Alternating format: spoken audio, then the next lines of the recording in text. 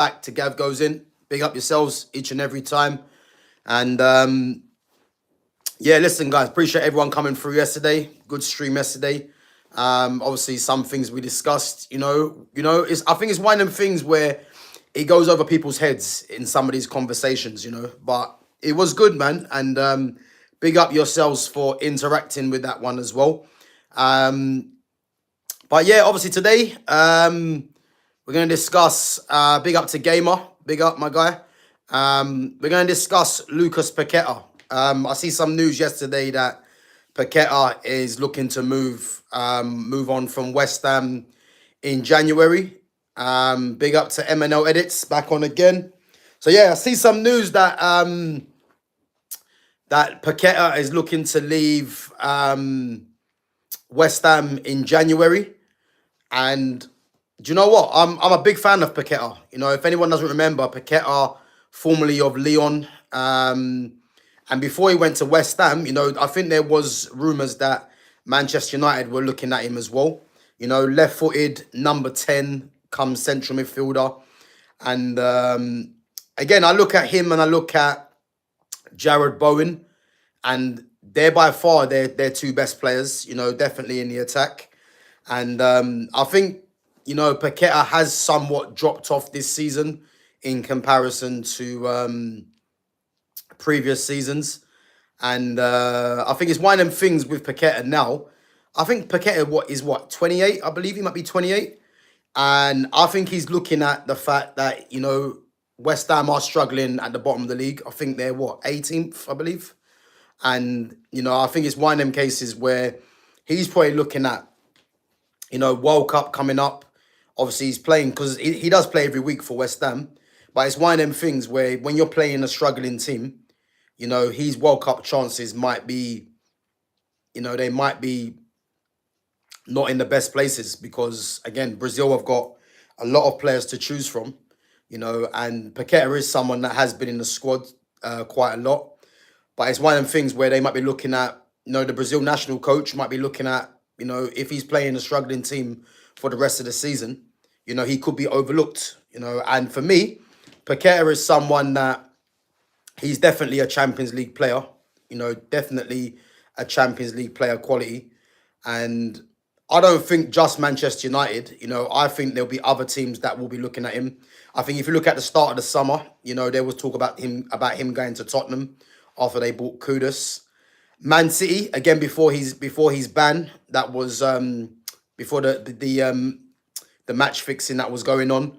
Man City were looking at him as the eventual successor to Kevin De Bruyne. Obviously, now they've got Ryan Cherky. Reinders is in there as well. They might look at him as someone that might not be a necessity now. But for me, I'm a big fan of Paqueta. I think he's a very, very good player. And as Gamer said, he's quality. And to be honest with you, he is a quality player, man. Yeah, I definitely do think he's someone that should be moved on in the sense of for the betterment of his career, because he's definitely someone that can play, in the Champions League. I'm looking at the top 6 teams at the moment. And I'm looking at, the top 6 teams that are notoriously top 6 teams. Could he go and play for a Chelsea? I think he could, 100%. I think if you're looking at playing Cole Palmer, from the right, him and Esteval was the options. And then you've got Paqueta in the 10. I think he could definitely play there for them. Because I think in possession, and creativity, Paqueta's definitely, he's definitely got talent there. For Arsenal, you think they're stacked already with the likes of Odegaard. You think of Eze as well, who's there. I think you probably say, he could definitely play for Arsenal, Paqueta, but he's probably not needed by them with the players they've got already. Liverpool, Liverpool are struggling at the moment. And could he play for a Liverpool team? I think he could. I don't think there's a team that he couldn't play for in this league, Paqueta. I think it's not. I think it's a case of not looking at to see how West Ham are performing to see that he's someone that couldn't play for a bigger team. because he could, and it's one of them things with him as well. He hasn't been great this season, but you can just tell in little bits of the game, he has definitely got quality. Um, he's definitely got quality in his game, man. There's no doubting about that. You know. MNL Edit says, I like players like Pogba, Baleba, and Anderson and Walton, even that they are different positions. I'm just giving you an example. I agree, Gav. He could play for Chelsea. Yeah, he could. 100% he could play for Chelsea. 100%. Newcastle. Do you know what? I didn't really think about Newcastle, but Newcastle would be that would be a great club for him when you think about it. Because if you look at the fact that they've got Bruno Guimaraes, who's Brazilian, Joel Linton, who's Brazilian, having him there as well, Brazilian, and obviously there will be camaraderie amongst them as well, and you got Tonali in midfield. I think Newcastle would actually be a great move for Paqueta, and as well they can even change things up as well, and they can even change things up as well, and if they want to play Paqueta as a number 10 rather than playing a 3 in there, that would work. Big up to Mike as well. Big up. How much would Paqueta cost?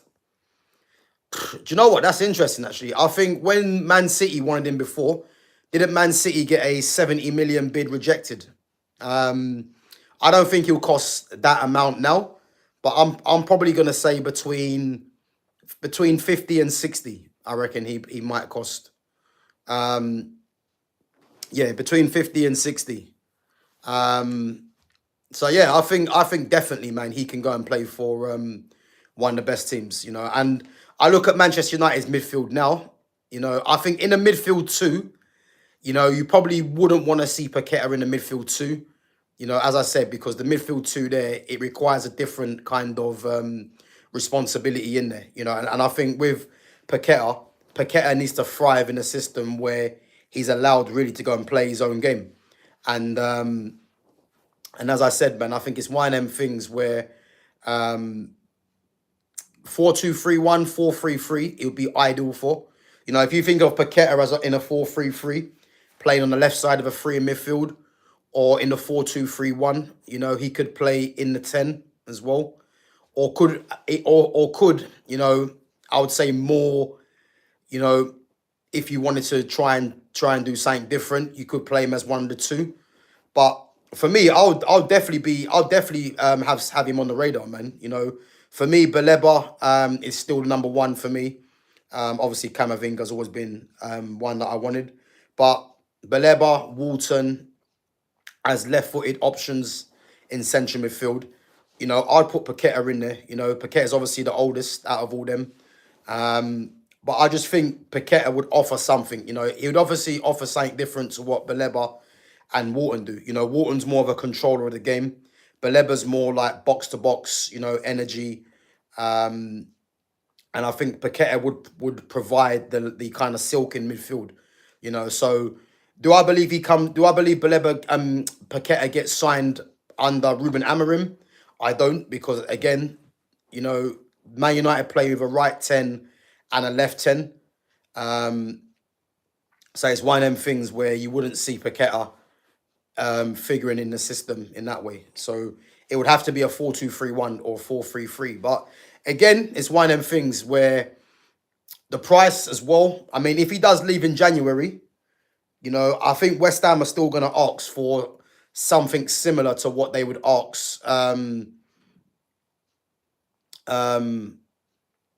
think it's something similar that they would ask for in at the end of the season. So yeah, it's one of them things, man. That 60 million. I think 60 million is probably fair for Paqueta. Obviously, if you're looking at his age, and if you're looking at the fact that he's relatively Premier League proven as well. So, well, no, he's Premier League proven. Some people might say he hasn't been great, but I definitely think if he goes to a better team, you'll definitely get a better, a more thriving Paqueta. I think West Ham are a struggling team right now. you know. But in terms of quality, him and Jared Bowen for West Ham, to be fair, are their standouts. You know, big up to Fitz, big up my guy, big up for coming through. Um, but yeah, I'm looking at Tottenham right now, yeah. And if you're looking at the fact that if you look at the fact that they've got Kulusevski and Madison both out injured, you know, I did say start of the summer, yeah, when they was linked to Paqueta, they should have definitely tried to pull out all the stops to go and get him, in my opinion. Obviously, they'd end up getting Xavi Simons, but I think definitely, man, Paqueta would have added to them. But they more or less probably thought, you know, they've got Kulusevski, who's a left-footed number 10, really, that can play from the right. And they probably thought, well, there's no point spending that amount of money on Paqueta when they've got someone like Kulusevski there as well, you know. And as Lion Towel says, West Ham won't make the same mistake like Kudus.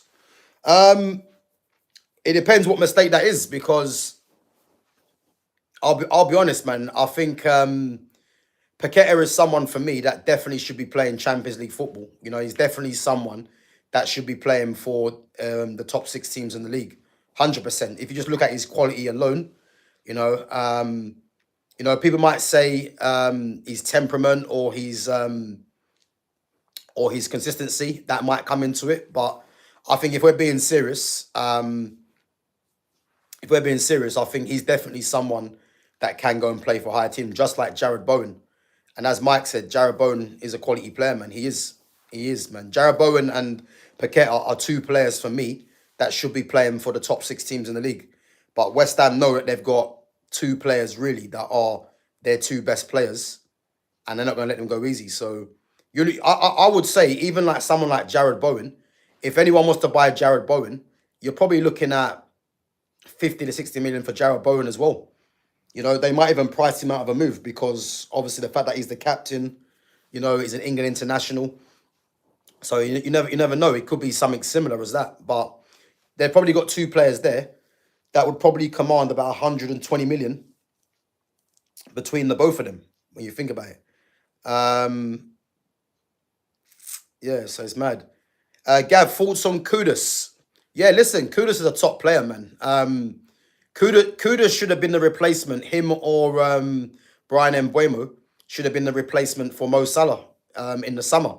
The fact that Liverpool never even contemplated trying to put a bid in for either player and allowing one to go to Tottenham and one to go to Manchester United is odd, because they're two players in terms of, you know, you look at Salah. Salah's obviously from Egypt, of African descent. You've got Kudus and Mbeumo, both African as well, both left-footed. You know, I'm not saying that they would have scored the same amount of goals as Mo Salah, but they would have provided a different threat from that right-hand side, you know, in terms of the physical presence, you know, in terms of the pace, in terms of goals from Mbeumo, you know, and you never know. Kudus could have been a creative spark for someone else. But the fact that they never even looked at both of them is surprising, really. Bowen is overrated because he's English and white. I don't think Bowen's overrated. I think that's nonsense. Bowen's not overrated. Bowen's a very good player, man. So I've not heard anyone overrate Jared Bowen. Yeah, Bowen's a very good player, man. So yeah, I'm not sure where you're going with that one. I think Tottenham have got a very good squad there now. It reminds me of when they had Berber, Defoe, Keane, Modric, etc. Yeah, listen, I think Tottenham's squad is, I think it's more numbers. I wouldn't say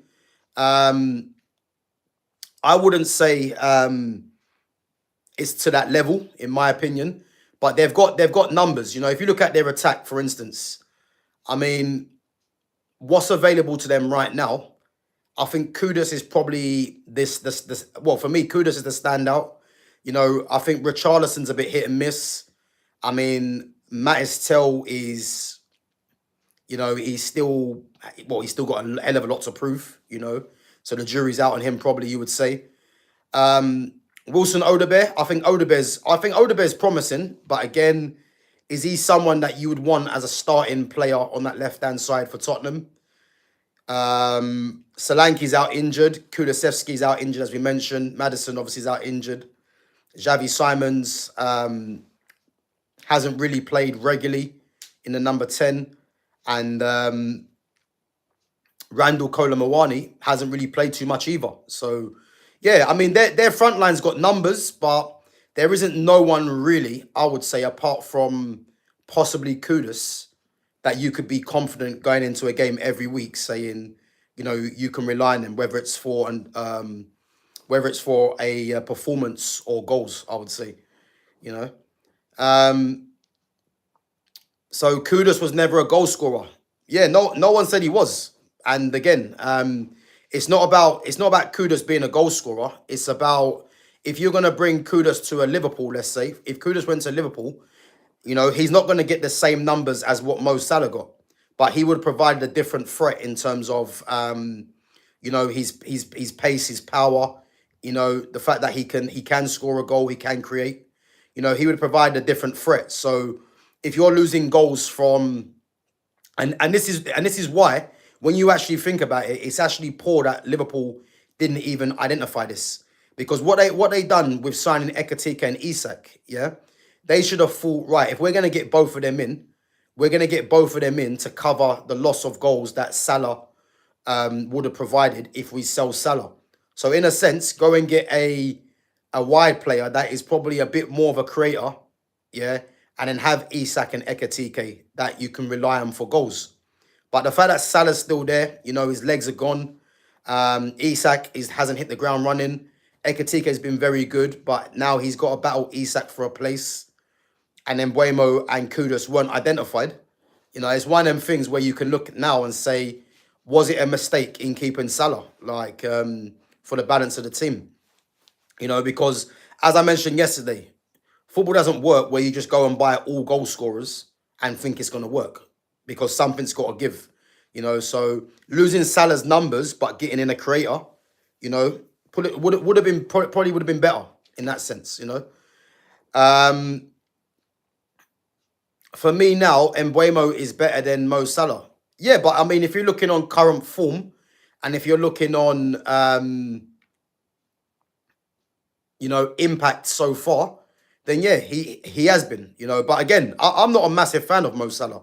I think in terms of consistency for numbers, like, no one can talk to Mo Salah because he does put up numbers consistently. But I've never been a fan of his actual game, you know. And you know, you're actually seeing that now. The fact that he's lost a yard of pace, you know, you're actually seeing that Mo Salah, you know, is declining right in front of our eyes. 100%. No one can deny that. But yeah, to say that Mbeumo's better than him on current form, you would definitely say that, you know. But as I said, you know, I said the start of the summer, why Liverpool never changed to a three at the back, you know, to even help a Mo Salah and help some of the players that they've got that they had come in the summer, is surprising, you know. But again, that's Tottenham Liverpool's problem, you know.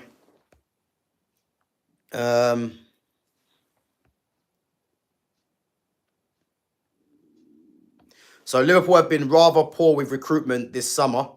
They had far bigger issues like right wing, centre back, and DM. Ekatike was good enough alone and more talented than Isak, in my opinion. Yeah, I agree. This is why, you know, the funny thing is as well, yeah, is that they were hell bent on getting Isak, yeah. But when you've got a striker like Ekatike that is performing the way he is, you know, it didn't really make sense to go in for an Isak, really, because it was always going to be a problem of, right, when Isak signs, where does Ekatike play? And you're getting that now because Isak cost 130, and let's not forget Ekatike cost about 80 million as well, you know, and has been performing well, better than Isak. So the fact that they still went along with Isak, you know, is creating its own problems, really. So yeah, it's one of them things. It's crazy, man. But yeah, just going back to Paqueta, guys. Let me know what you think about Paqueta. Do you think he's a signing for Manchester United to make? You know, do you think Manchester United could do it for someone like a Lucas Paqueta? Or do you think there's other clubs that should come in for him? Because, again, this was a player that was linked to Man City, you know, and I would still say now, you know, Man City could do well with getting him, for me, in my opinion. Because I think definitely it's one of them things where De Bruyne has gone now. You know, if you're thinking of central players or number 10s, you know, you got Cherky, you got Foden, you know, but maybe a Paqueta, you know, could be someone that you could put in and add to the squad as well, you know. But I think the ship sailed with Paqueta personally. Um, the ship's probably sailed, man, with Paqueta. But the fact that he's making noise that he wants to leave in January, you know, it's gonna be tough to see if West Ham actually, you know, let him go, because as I said, he's on, you know, he's obviously probably one of their highest earners as well. You know, they did back him when he had this match fixing scandal, you know, in the background. And again, he's one of their best players, so they're gonna ask for a lot of money. But you know, I think if any team, you know, put a bid in and try and test West Ham's resolve, who knows, man? They probably get him. But he's definitely someone that should be playing for a better team in the league. No doubt about that. So Lion Tail says they need Paqueta because the AFCON is coming in December and January. Yeah, listen. Yeah, I mean, I'm not just solely looking at the fact that Embuemo, Ahmad, and even Mazraoui are all going to be missing due to AFCON. I'm looking at the fact that he's a quality player, and when you've got quality players available or angling for a move, you know, every top club needs to be in for them. So I'm more looking at the fact that he's a quality player, not the fact that because AFCON's coming up. You know, I think he's someone that does need to be seriously looked at. You know, and I mean every top team in the league, you know, should be looking at Paqueta, because Paqueta is a quality player, man. 100%. Big up to Daniela as well for coming through. Guys, come on, make sure we smash the like button. There's 25 of you in there and 8 likes. Smash the like button, sub to the channel, and make sure you share the channel, guys, as well. Paqueta is quality. I don't mind him in the squad. We had an abundance of quality attackers during the Rooney Tevez days. Exactly. And the thing is, you can never have too many quality players as well. You know, I think under this manager, you know, we can't trust Ruben Amorim to play to play the quality players, unfortunately. You know, when you've got the likes of Xerxes and a Kobe Manu that don't get game time, you know, it's one of them things where you just think, bringing a Paqueta, you know, is he gonna use a Paqueta?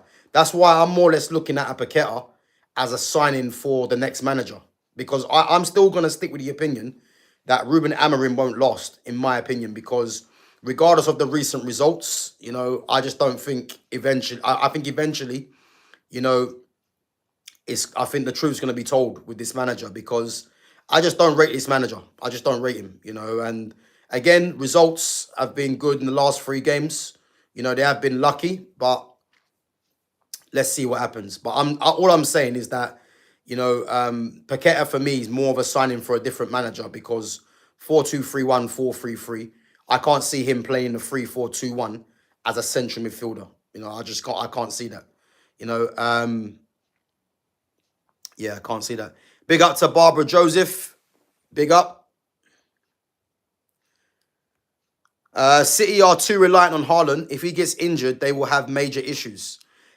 Big up to Mike. And the thing is, Mike, you know what it is, yeah? Haaland this season in terms of goals, like, he's been a menace. Like, no one can deny that, yeah? But when we're saying they're too reliant on Haaland, I do actually get that to an extent. But what I would say is that they play better football when they've got Omar Marmoush as the striker rather than Haaland. Because Marmoush, as an all-round player, has more to his game than Haaland. Obviously, Haaland's a serial goal scorer, you know, and again, he's a massive asset to Man City. But again, if Haaland was to get injured and then they play Marmoush up there, you know, all it's going to mean is that you're going to need other goals from elsewhere. And at the moment, they are too reliant on Haaland's goals. But again, this is where players need to step up, you know. But I definitely do think, you know, a Paqueta going to Man City, you know, I'll be surprised if they're not even looking at it. The fact that he's angling for a move in January, I'll be very surprised if they're not even even looking at it. But yeah, who knows, man? But I definitely do think he's a top quality player, man, 100%. And I'd definitely love him at Man United. You know, because if you're thinking of a different formation, yeah, 4-2-3-1. Imagine having an Ahmad or a Paqueta in the 10 in the 4-2-3-1. You know, as I said, you can't have too many good. You can't. Like when there's quality players available, you know, and Paqueta for me is at the right age. You know, left-footed as well to bring balance to that midfield and that attack. So yeah, man, 100%, 100%.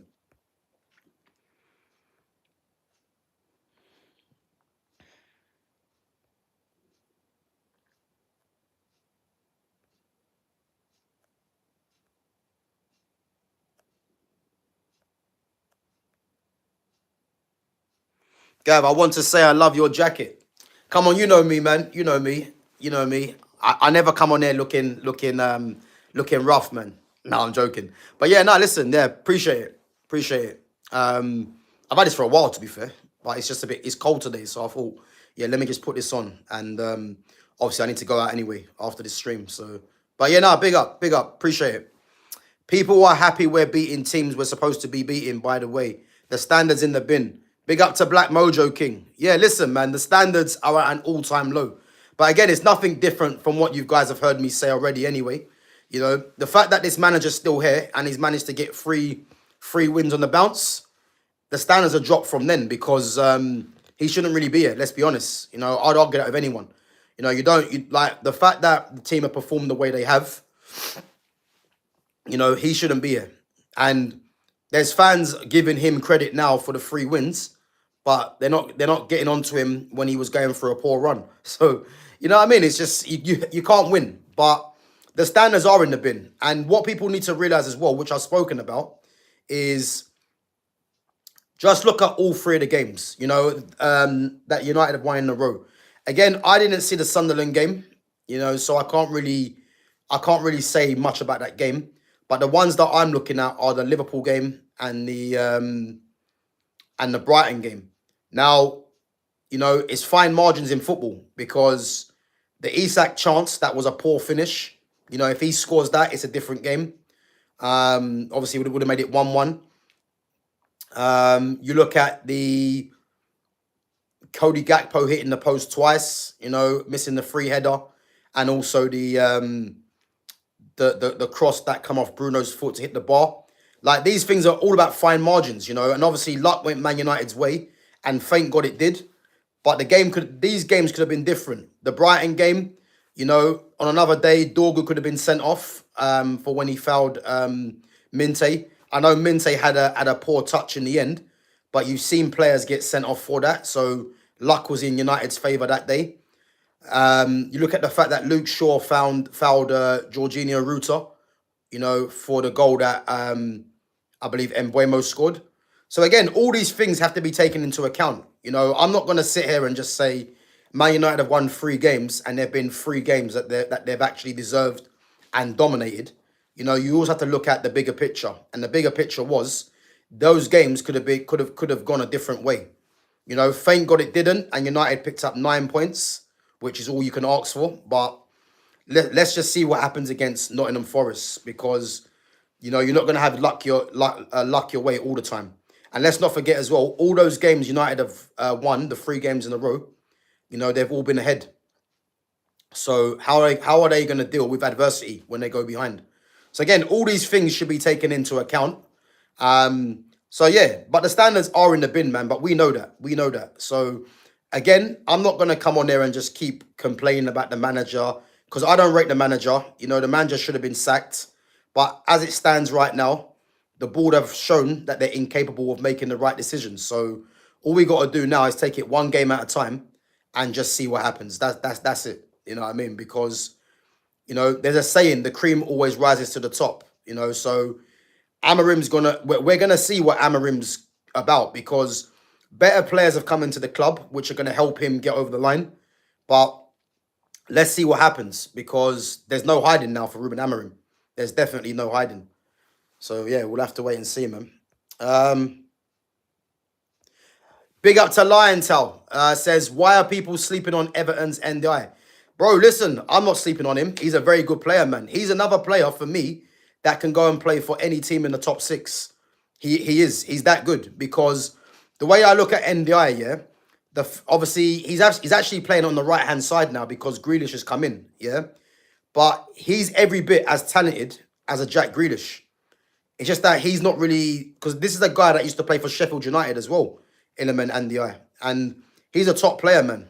If you look at wide players in the league right now, you know, people probably won't admit it, but he's one of the best wide players that the league has to offer in terms of quality. You know, I think he does need to improve his goal tally from that position, but in terms of ability and quality and impact, he's definitely one of the best players in the league from that position. And again, he actually is a number 10 come left winger, but he's playing on the right, obviously, because of Grealish being in the team. But yeah, listen, I'm not sleeping on him. I look at teams that would need. I mean, why Chelsea didn't look at him and they went and got Gittins and Garnacho is madness. Because he's better than both of them, Ilham and NDI. You look at a Liverpool. Yeah, if Liverpool didn't spend that money, well, obviously he's at Everton, so that's never going to happen, really. But yeah, so let's take them out of it, because obviously he's not going to go to Liverpool being at Everton. But you look at Chelsea, Tottenham. If you're looking at Tottenham, losing Son and needing someone on that left hand side, Illiman and NDI would have been very good there. Listen, he's a very good player, man. Very, very good player. So yeah, great comment, man. Like, I'm not sleeping on him. I've been aware of him. I'll take him at Man United. I would. I'll definitely take him at Man United. But yeah, he's a very good player, man. Very good player.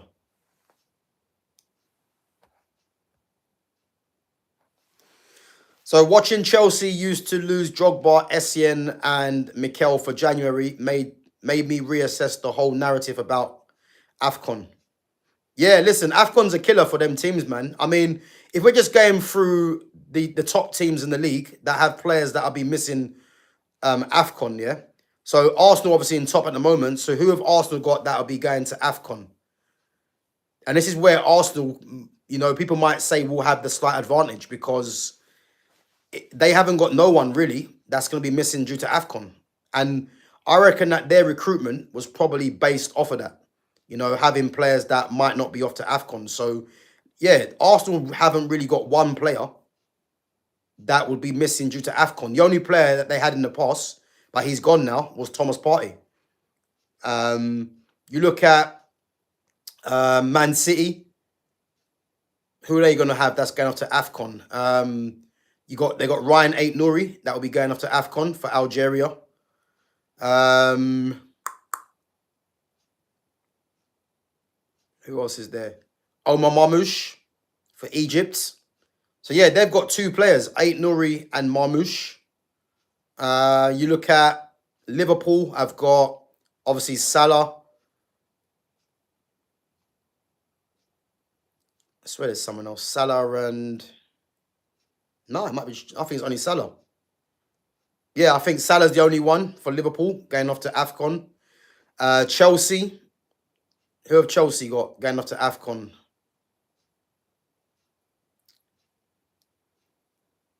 I don't think Chelsea got anyone either, actually. Have Chelsea got anyone? No, Chelsea haven't got anyone that goes off to AFCON. Tottenham, Kudus.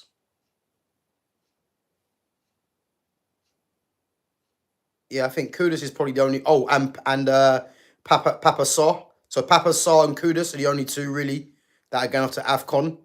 And then you got Man United, who are losing Mazraoui, Mbeumo, and Ahmad.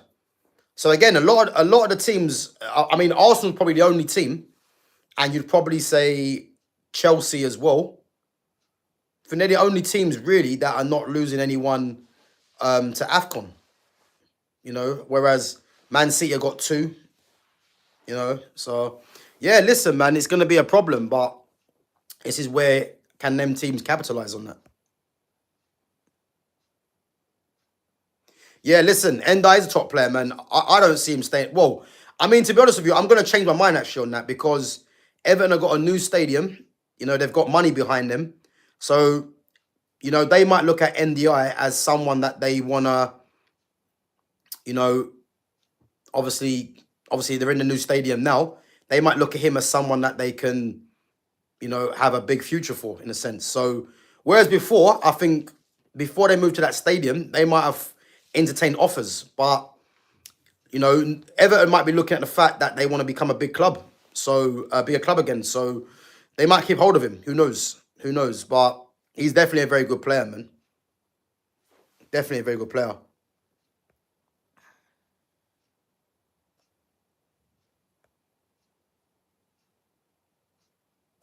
Big up to Wayne says, I'm a Liverpool fan and we ain't playing well at all. Yeah, listen, man.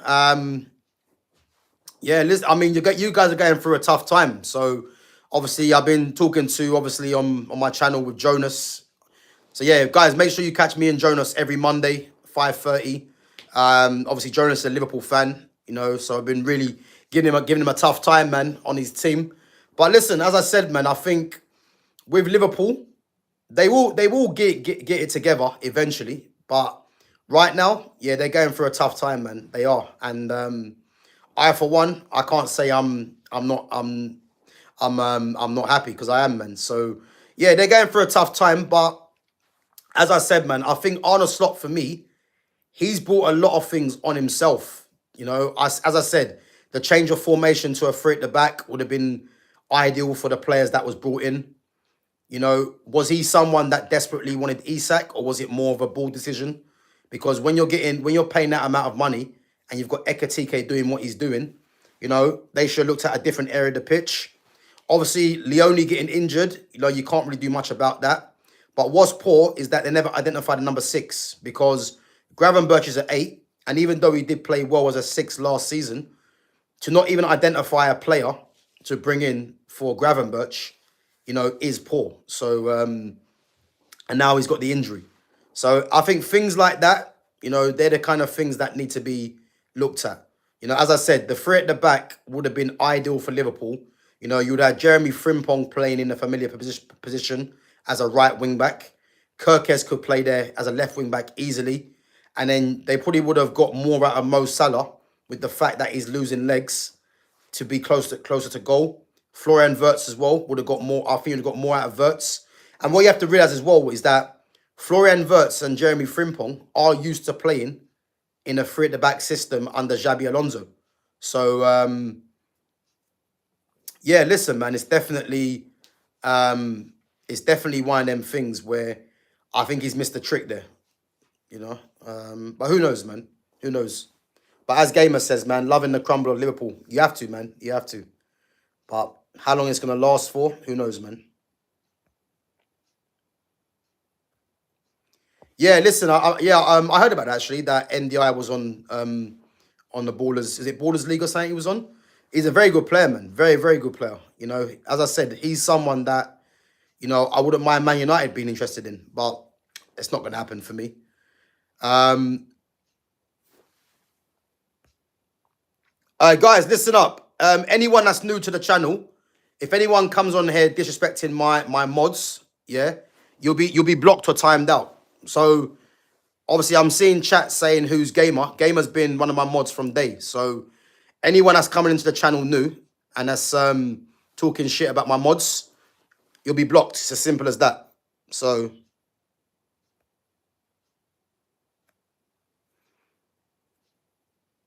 NDI is £100 million player. Yeah, I wouldn't go that far, man. NDI's a very good player, man, but yeah, he's not £100 million player. I mean, if you're looking at football, there ain't really too many £100 million players. If I'm honest, you know, it's I think the £100 million player, you know, are players because even like Isak going for 130, it's only because the money now has just gone through the roof. But I look at £100 million players as, you know, the top elite players.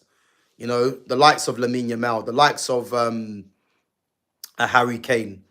I'm talking about players now. The likes of you probably say Kylian Mbappe. You know, there ain't too many £100 million players. There ain't. You know, Pedri is £100 million player. You know, you look at PSG. Fullbacks are different, so I'm not going to touch on them, but midfield players and attackers, you know, Vitinha, you'd probably say he is as well. Ousmane Dembele, you'd probably say. Kvaratskhelia, you could probably say as well.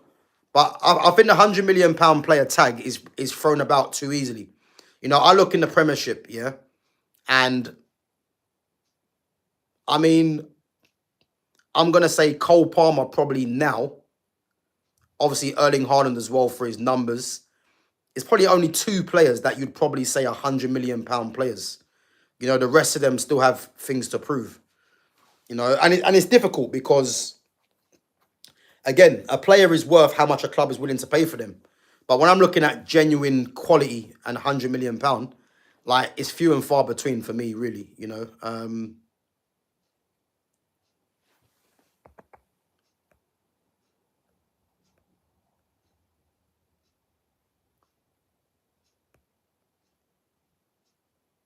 Love a return of Klopp.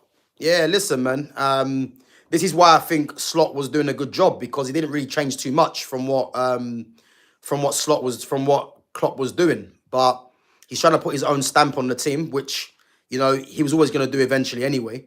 But it's clearly not working. So yeah, man, he's got something to think about there.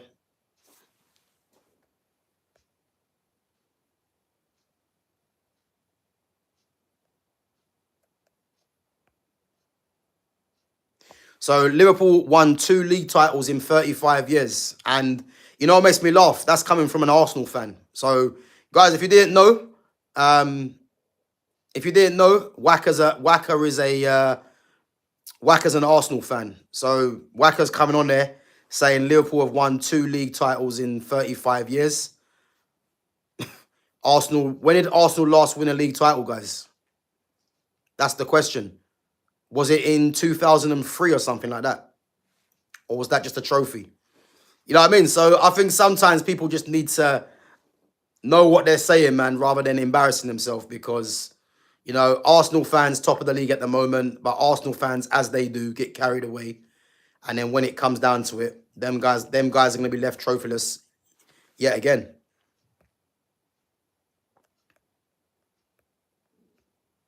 Nah, Kanate is not African. He's French. He's French, yeah.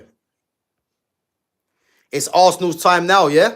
We heard this last season, and the season before that, and the season before that, and the season before that. So, listen, you guys just need to humble yourselves, because, as I said, when Arsenal don't win a Premier League title or a Champions League, I just hope the energy is the same. That's all. That's all I'm asking. That's all I'm asking. Caicedo's from South America. He's from Ecuador.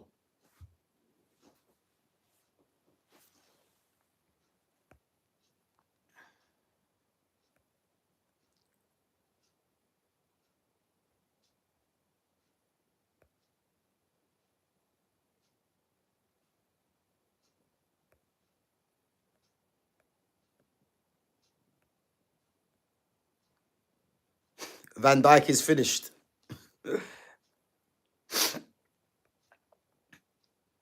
Arsenal pissed the league, yeah? Yeah, all right. I mean, how can they piss the league when they haven't won a league for how long? Like, that's what I'm trying to say to you, man. Like, I think there's fans that yeah, listen. So Rice is clear of Caicedo. Nah, he's not, man. He's not. He's not. I'm not sure what football you're watching, but Rice ain't clear of Caicedo. Caicedo's probably the best. Caicedo's the best midfielder in the league right now. No one can deny that, man. Like, and when you're saying Arsenal pissed the league, how can Arsenal piss the league when they haven't won the league for how long? So I'm saying some people just come in and just chat for the sake of it. It's like, come on, man, do your homework. How can they piss the league when they haven't won a league for what, 20 odd years? It don't make any sense. Come on. Sorry, yeah, Caicedo's £100 million player as well. Sorry. So yeah, Caicedo, Cole Palmer, Erling Haaland, you would say. Yeah, they're only probably £100 million players that are undisputed. Yeah, Elise for me as well, 100%. But again, I think the £100 million conversation just gets flown about too easily for me.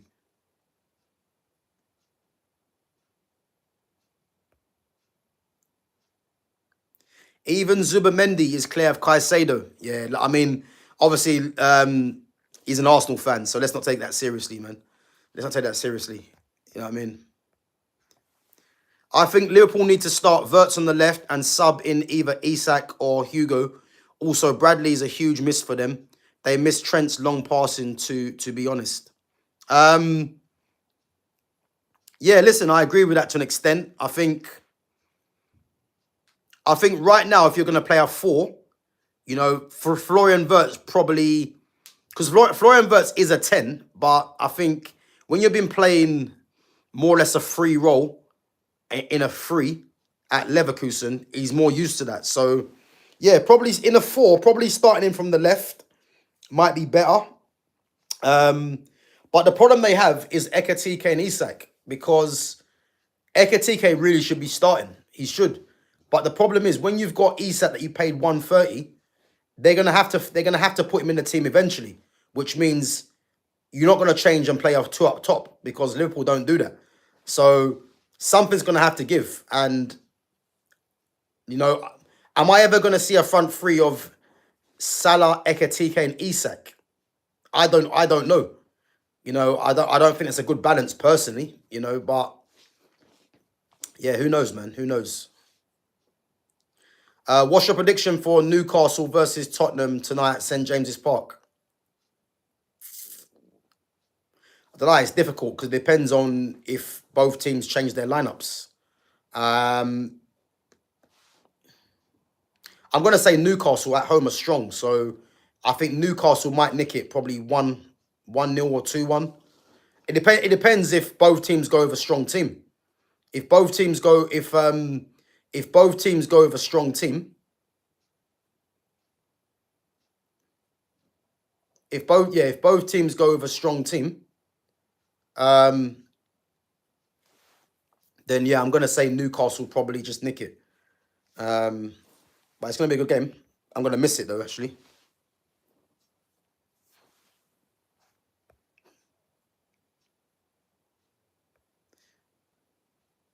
So who's my team? Manchester United, mate. Manchester United. That's my team. So exactly 22 years ago. So, guys, obviously I'm catching up on the messages, but from what I'm seeing there, it's nonsense. So Arsenal last won the league 22 years ago, but yet, you know, it doesn't make sense.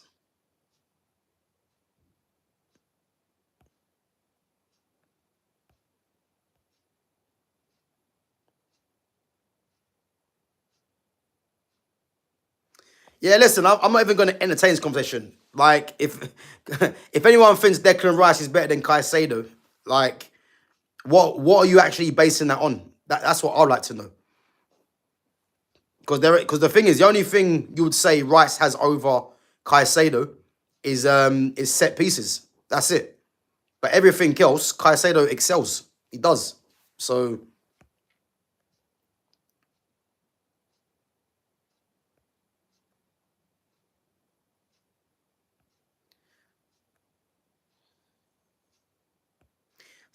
Wacker's saying, yeah, and guys, you know what makes me laugh, yeah?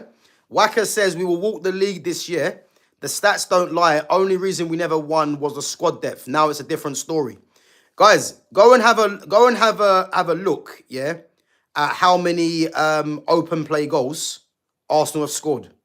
Go and have a look at Saka, the last time Saka created a goal for his teammates. Go and have a look at that, and then you'll know why they're not winning anything. Yeah? So, you guys can do all the prop you want for Arsenal, but the reality is, you know, I believe you're 17th for open play goals in the league this season, but you're sitting top. So, set pieces are not sustainable, for one. And when they do eventually dry up, what are Arsenal going to have? But no one wants to talk about it because, again, it's all delusional. Oh, there you go, Mike. Mike said it already. Big up to Mike. I didn't even see Mike's comment, but Mike has said it already. There you go. 17th for open play goals. Yep, there you go. There you go. 17th from open play goals.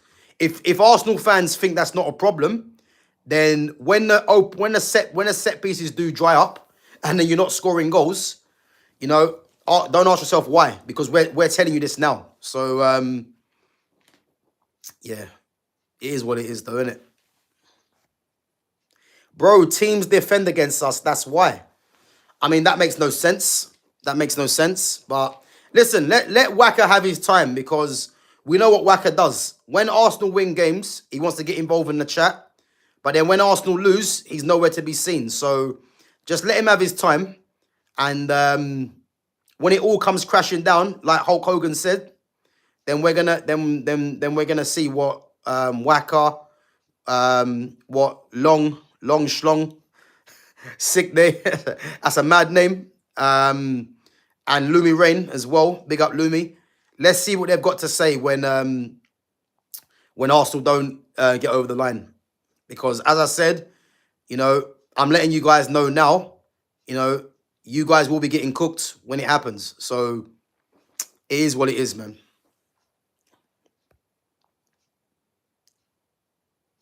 Bro, we got all of our attacking players injured. And look, this is where the excuses start. So, yeah. I mean, who's injured? Kai Havertz. Madueke.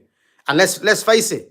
The two players that are both out injured, you know, there's no Arsenal fan that would tell me that them two are starters. Because the front three would have been Saka, Gyökeres, and probably Martinelli. So again, all these excuses coming in now. Let's see.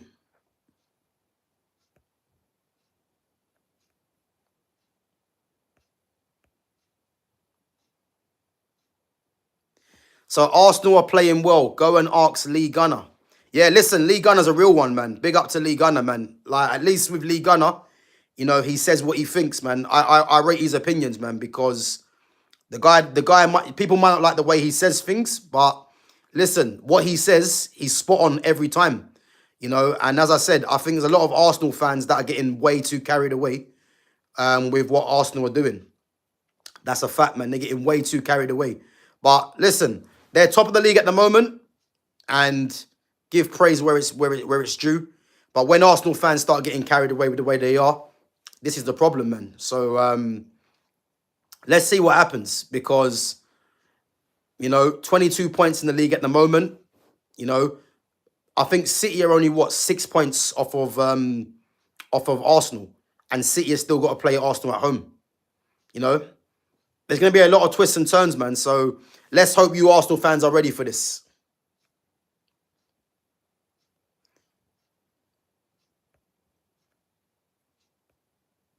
Listen, I like Arsenal fans being delusional. I love it. I love it, because it feels even better, man, when they actually lose it. So let him be delusional, man. Let him be delusional. That's all I say. So Arsenal's season will be decided when they lose to Villa, as usual. Listen, Villa are in very good form, man. Who have Villa got next? Actually, I swear they got Chelsea next. Could be wrong.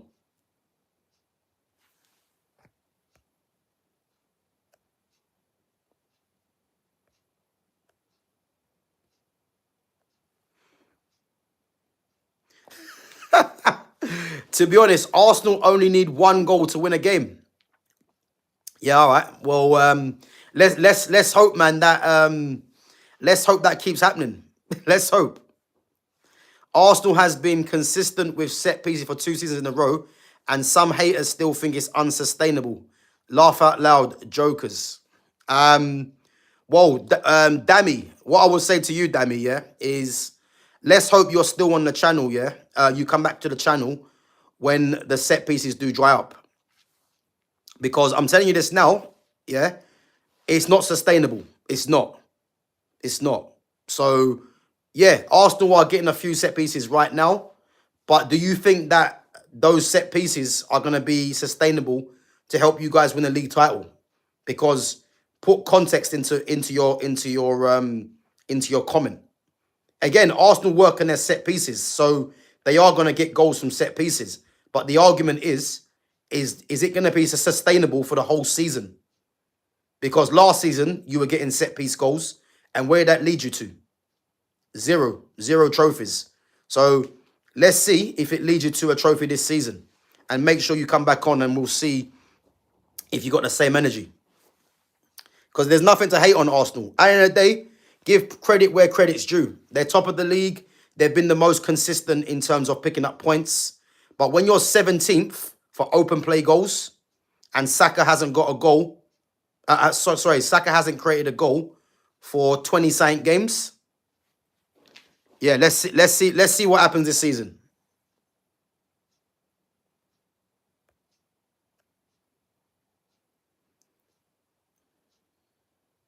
Yeah, listen, Lee Gunner is a real one, man. Again, I think Lee Gunner is someone that you either like him or you don't, man. But I respect what he says, and I respect his take on Arsenal, man, because, again, he's someone that has been to games, back in the past. And I think the problem is with a lot of fans is that, when you're saying something that a lot of people don't really agree with, a lot of it comes down to with how you're saying it. Because the reality is, what he says about Arsenal, he talks the truth. But the problem is, it's probably how he says it, how he comes across, which is why people probably don't like it. And unfortunately, that's life. You know what I mean? Like, end of the day, it's not how you say it, it's what you say, man. So, for me. But yeah, no, I rate his opinions, man. When I say rate his opinions, I rate his take on Arsenal. Because obviously he's a vivid Arsenal fan, and unfortunately people are not going to like the way he says it, man. But is what it is, isn't it? CHD Warrior says, well, I'm a Liverpool fan, so I already know Arsenal is going to bottle it this season. Bro, listen, you've heard it here first, yeah? Arsenal don't finish inside the top 2. Yeah? Arsenal do not finish inside the top 2. You've heard it here first. It's all going good now, but they're not going to finish inside the top 2. Yeah? I said to you, I got a friend that said to me, if Arteta finishes outside the top 2, he'll give him another season. And that's how you know standards for the big clubs at Manchester United and at Arsenal are at an all-time low. So, yeah.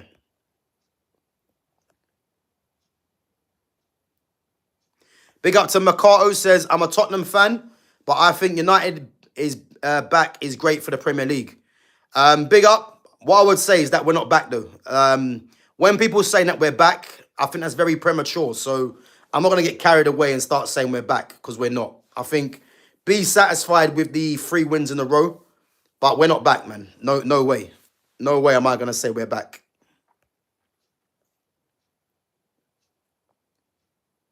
So any Arsenal fan that plans to win the league via 1-0s from set pieces, how you back in the squad? Surely this is an admission of weak attack. It's weak attack, it's weak mentality, and it's lowering the standards from fans. So, but again, listen, Arsenal fans are going to say whatever they're going to say, man, and you just got to go with it, man, because these guys are not going to change their mind. But as I said, when it all comes crashing down, we're going to see. So Aaron Robson says, Paqueta wants Newcastle. Do you know what? Newcastle will be a very good move for him. With Bruno Guimaraes and Joe Linton, the Brazilian contingent right there. And I think, you know what? I think he'd be a massive asset for Newcastle. Because Newcastle could play him as a 10. You could play him in midfield 3 as well. So yeah, man, it's gonna be a good asset for them, I believe. Arsenal is going to finish 4th. Listen, I mean, when you're 17th from open play goals, you know what I mean? Like, it's not out of the question to say that. Their defensive is a massive reason as to why they are where they are. But listen, how long can that defense maintain? Because sooner or later, teams are going to figure them out. Their team is defensively. Their team is set up to be defensive. So, let's see, man. Let's see. But guys, listen, big up yourselves for coming on. Been going for an hour. Make sure you smash the like button if you haven't done so already. And make sure you sub to the channel if you're new in here as well. And guys, make sure you share the channel, most importantly. Make sure you share the channel. But big up to all the mods. Big up to all the newcomers coming in as well. Big up to Waka, Arsenal fan, Delusional, and to Long Schlong as well. Mad name. But yeah, listen, you guys obviously have your opinions, and whether it's delusional or not, it's good content, man, because as I said, man, bring this energy back when Arsenal start losing or they don't win the title, and we'll have some good chats, man. But yeah, listen, big up, man. And Mercato, you said it, man. The only time Arsenal will be taken seriously and win a title is when they sack Arteta, because to think that Arteta's been here now for 6 years, I believe, and all he's got to show is an FA Cup without his team, and people think he's going to win a league title. Yeah, think again, man. Think again. But guys, big up yourselves. Obviously, I've got a shootout now. But yeah, as I said, make sure you smash the like button. Make sure you sub to the channel if you're new as well. Share the channel. And I'm going to be back tomorrow, same time, 12:30. Big up yourselves. Take it easy.